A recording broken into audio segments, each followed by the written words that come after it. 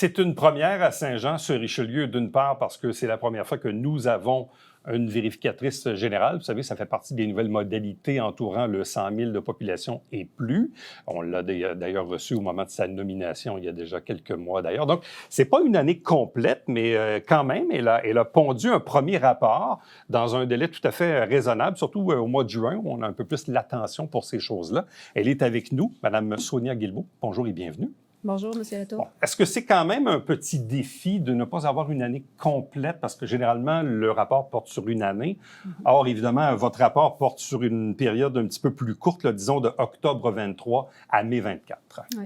Le défi, en fait, c'est sûr qu'on a fait moins. On aurait pu faire 2 rapports, là, on n'en a pas fait 2 parce que, justement, on avait moins de temps.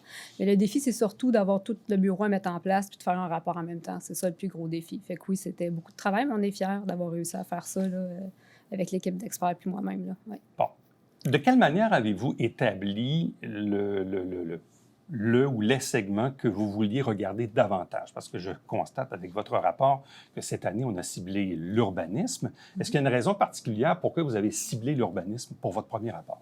En fait, j'étais à l'extérieur de Saint-Jean quand j'ai commencé à y réfléchir. Je n'étais pas entrée en fonction encore. Je trouvais que c'était un audit qui était très terrain, très concret pour le citoyen qui bénéficie de ce service-là.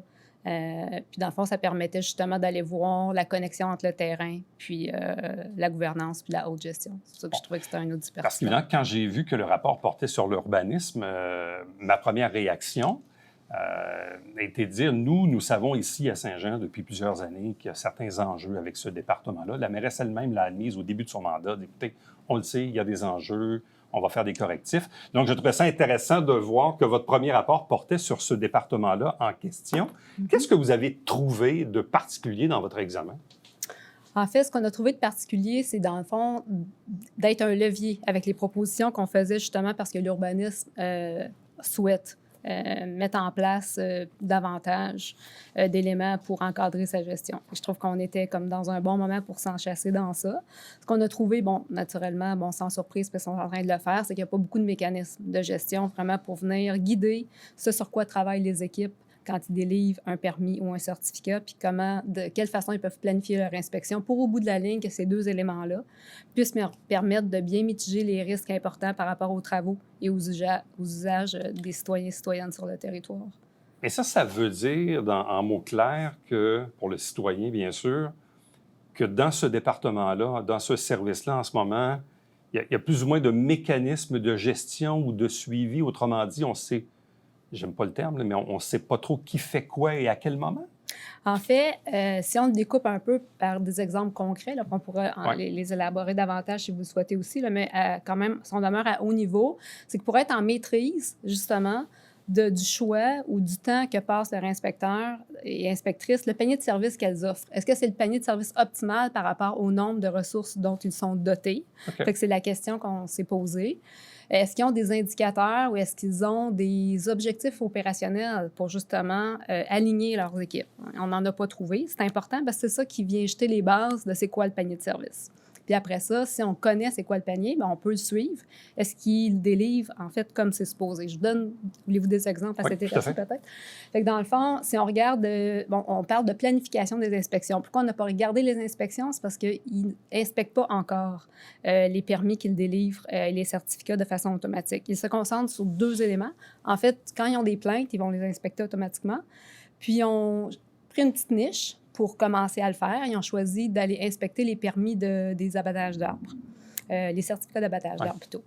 Fait que c'est bien parce que ça s'aligne avec leurs orientations urbanistiques qui sont nouvelles. Ils ne sont pas restés juste connectés sur l'ancien plan d'urbanisme qui date d'un certain temps, mais ils n'avaient pas formalisé cet objectif-là. Est-ce que c'est vraiment de toutes les faire ou est-ce que ce serait de faire un cycle? Ça favoriserait quand même le développement de la canopée urbaine, qui est leur objectif, le maintien, c'est-à-dire, qui est leur objectif de développer cette culture-là ou de maintenir cette culture-là au sein de Saint-Jean, sans toutes les faire. Ça dégagerait du temps pour faire le reste. Puis, donc, avoir un programme d'inspection globale, c'est ce qui est important pour vraiment venir le suivre par la suite. Puis l'autre élément, dans ce qu'ils regardent au niveau de leur permis et inspection, c'est la façon dont ils travaillent qu'il faudrait venir cadrer ici avec des outils puis des attentes. parce que l'inspecteur, une inspectrice, oui, il a la liberté d'apporter son jugement pour délivrer un permis, un certificat, mais il n'y a pas de pouvoir discrétionnaire sur ce qu'il doit regarder ou pas. Si c'est dans le règlement, il doit le faire. S'il trouve que la tendance n'est pas là puis que ça ne devrait pas suivre, bien, il a le devoir de l'amener en réunion avec ses gestionnaires, mais pas de décider de ne pas le faire. Quand vous faites ce genre de vérification-là, qui dans ce cas-ci porte sur l'urbanisme, faites-vous une recherche pour trouver des comparables, pour dire, bon, ben voici, je ne sais pas, à Trois-Rivières, à Sherbrooke, à Gatineau, à Joliette, peu importe. Est-ce que vous faites des comparaisons pour voir si le service ici fonctionne dans les mêmes balises ou similaires à d'autres villes de grandeur, disons, similaire? Bien, la Ville avait fait une étude sur ça il y a quelques années. Vous l'avez mentionné, ce département-là est intéressé à s'optimiser. Donc, il avait déjà fait une étude là-dessus, puis il avait déjà regardé les pratiques similaires. Donc, on a regardé ce qu'il avait fait. C'est sûr que moi, étant dans le milieu depuis un certain temps, j'ai aussi des connaissances par rapport à ça. Fait que oui, on s'appuie sur ce qui se fait, on s'est appuyé sur ce que la Ville faisait. On l'a encouragé à poursuivre par rapport à ça, mais tout ce qu'on a recommandé est contextualisé par rapport à Saint-Jean, puis par rapport à une municipalité de cette taille-là également, par rapport à ce qu'on sait que les pairs font. Et on était accompagné par des experts aussi dans le domaine. Un expert qui était directeur de l'urbanisme, puis qui a un autre qui était, dans le fond, optimisé plusieurs départements en ayant la gestion de la délivrance des permis inspections sous sa gouverne. Fait qu'eux l'ont fait dans plusieurs villes. Fait qu'on peut nous amener plusieurs éléments éclairants par rapport à l'audit. Bon. 2 questions qui me viennent en tête, puis vous allez comprendre. Y a-t-il suffisamment d'employés à l'urbanisme pour la somme de travail qu'ils ont? Bien, en fait, ça, c'est une excellente question qu'ils se sont posées. On est passé de 15 à 23 ressources, là, comme je le mentionne au rapport. Eux se sont comparés par rapport à des villes comparables. Moi, je ne me prononcerai pas à savoir si c'est suffisant ou pas suffisant, mais comparablement à d'autres villes, il n'y a pas nécessairement d'écart qu'on relève de façon importante avec la façon qu'ils sont dotés maintenant. Puis il faut comprendre aussi que votre question, il faut qu'on la réponde dans l'ensemble de tout ce que la Ville de Saint-Jean-sur-le-Richelieu a à faire. Elle a un panier de services pas juste à l'urbanisme, avec tout ce qu'il y a à faire partout. Fait que comment on décide de doter un département plus que l'autre? Je pense que dans l'état des choses actuelles, ce qu'on dit au rapport, là, c'est bien. Vous avez eu une augmentation de 52 de ressources depuis notre période d'audit de 2019 à 2023. Maintenant, dotez-vous d'objectifs plus concrets pour être capable, d'après ça, de vous donner des cibles. Pour être plus efficient, dans le fond, là. Oui, puis de voir, de la mesurer, cette efficience-là aussi. Parce que là, on a donné 3 exemples de mesures où on pense que c'est important de partir. Les délais, notamment, pas juste ça, c'était mon autre réglementaires. question, parce que, puis là, je me mets dans la peau des gens qui me parlent depuis des années. On me dit, coudonc, Éric, c'est long à l'urbanisme, les délais sont interminables. Donc, je me dis, peut-être qu'ils ont pas assez d'employés ou peut-être qu'ils ne travaillent peut-être pas de la bonne façon. Je ne sais pas, je ne connais pas ça. Mais est-ce que selon vous, ce que vous avez vu, est-ce que les délais de traitement sont raisonnables? En fait, leur délai de traitement, il faut qu'ils puissent se mesurer, voir par rapport à tout ce qu'ils ont à faire d'autre dans leur panier de services. Il faut qu'ils se donnent une cible. On ne peut pas dire raisonnable, pas raisonnable. Il faut regarder par rapport à tout ce qu'ils ont à faire, avec les ressources qui leur sont dotées, qu'est-ce qu'ils pensent qui devrait être bon. Là, ils suivent que la cible réglementaire, qui est de 45 jours selon le règlement permis urbanisme. Ils ont quelques autres délais qui sont plus bas, comme une genre de déclaration de service pour certains permis là, qui sont en ligne.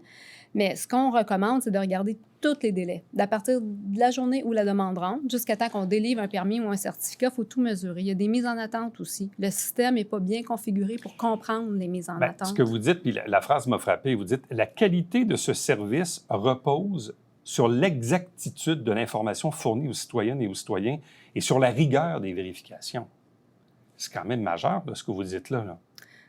En fait, ce que l'on dit, c'est que ça, c'est un fait. La qualité doit reposer sur ça. Oui.